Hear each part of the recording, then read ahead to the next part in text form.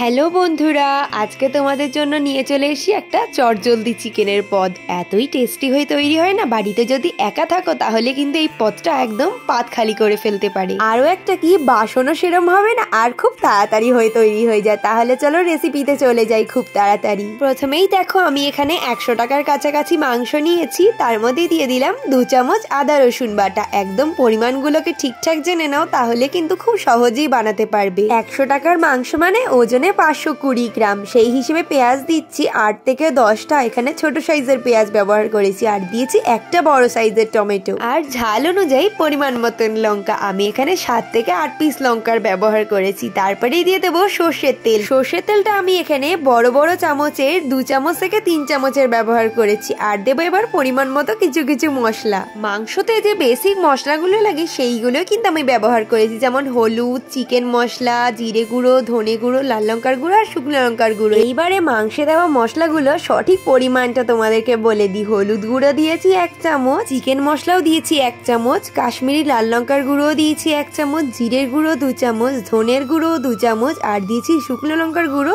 1.5 চামচ।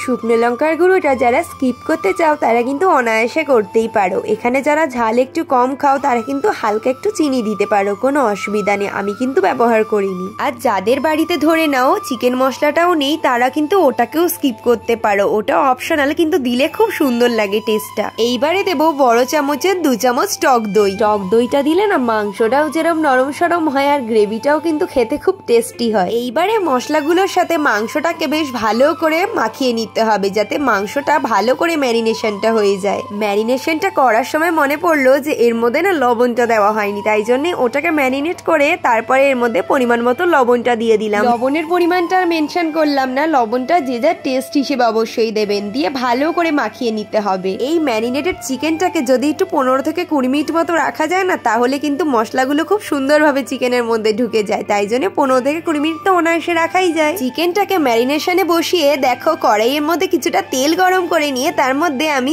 আলুগুলোকে ভাজতে বসিয়ে দিলাম, যেগুলো চিকেনের মধ্যে পরে অ্যাড করব। স্বাদ হিসেবে লবণ আর 1/2 চামচের কাছাকাছি হলুদ দিয়ে ভালো করে আলুটাকে ভাজা ভাজা করে নিতে হবে। যদি আলু না ভাজতে চাও তাহলে কিন্তু আলু হলুদে সেদ্ধ করেও তোমরা মাংসের মধ্যে অ্যাড করতে পারো, তাহলেও কিন্তু কোনো অসুবিধা হয় না। দেখো কথা বলতে বলতে আমার আলুগুলো কিন্তু খুব সুন্দর করে ভাজা ভাজা হয়ে গেছে, তাই জন্যই তেল থেকে ছেঁকে তুলে রেখে দিচ্ছি পরে মাংসতে অ্যাড করব বলে। এইবারে আর কিছুই নেই, এই তেলের মধ্যেই গোটা গরম মশলা ফোড়ন দিয়ে তার মধ্যে চিকেন গুলোকে অ্যাড করে দেবো। আচ্ছা দাঁড়াও, একটুখানি ধীরে সুস্থে বলি। এলাচ, লবঙ্গ আর দারচিনি, একটা শুকনো লঙ্কা আর একটা তেজপাতা ফোড়নে দিয়ে তারপরে ম্যারিনেটেড চিকেনটাকে অ্যাড করে দিতে হবে। যখন এই ফোড়নগুলো ভাজা হয়ে যাবে, কিন্তু এই চিকেনটা করতে আসলে সময়টা কম লাগে কিন্তু এই জায়গাটাতেই। কেন বলো তো, এর মধ্যে কিন্তু কোনো রকম ভাজা ভুজি মানে এক্সট্রা কিছু কিন্তু লাগে না, একেবারে মাখিয়ে বসিয়ে দাও। আর এক্সেস করে কিন্তু কোনো জলও লাগে না। কেন বলো তো, মাংস সেদ্ধর জল আর যেইটুকুনি তেল দেওয়া ছিল তাতেই কিন্তু মাংস একদম দারুণভাবে সেদ্ধ হয়ে যায়।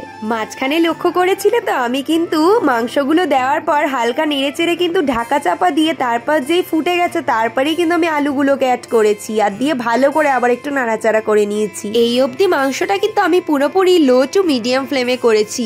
আঁচটা কিন্তু আমি কোনো মতে হাই করিনি। কেন বলো তো, তাহলে কিন্তু মাংসটা ভেতর দিয়ে কাঁচা রয়ে যাবে আর ঝোলটা খুব তাড়াতাড়ি শুকিয়ে যাবে। মোটামুটি 2-3 বার ঢাকা খোলা পড়া করার পরে কিন্তু মাংসটা এই পর্যায়ে এসেছে। দেখো কি সুন্দরভাবে তেল বেরিয়েছে আর মাংস কিন্তু বেশ ভালোভাবেই মাখা মাখা হয়ে গেছে। এইবারই এর মধ্যে শাহি গরম মশলা গুঁড়ো অ্যাড করে একবার একটুখানি জাস্ট নাড়িয়ে নিতে হবে। রান্না কিন্তু পুরোই রেডি হয়ে গেছে। যদি শাহি গরম মশলা গুঁড়ো না থাকে সেই ক্ষেত্রে গোটা গরম মশলাও কিন্তু তোমরা বেটে ব্যবহার করে নিতে পারো, মানে এলাচ, লবঙ্গ আর দারচিনি একটু বেটে কিন্তু এর ওপর দিয়ে ছড়িয়ে দিলেই হয়ে যাবে। দেখো মাংসটা কি ভালো লাগছে না দেখতে, খেতেও কিন্তু সেই হারে টেস্টি হয় আর একদম অল্প সময়ের মধ্যে রেডি হয়ে যায়। তাহলে আজকের ভিডিওটা তোমাদের কেমন লাগলো বন্ধুরা? যদি ভালো লেগে থাকে সবার সাথে শেয়ার করতে ভুলো না। আজকের ভিডিওটা তাহলে এইটুকুতেই শেষ করলাম। দেখা হচ্ছে নতুন কোনো ভিডিওর সাথে। টাটা।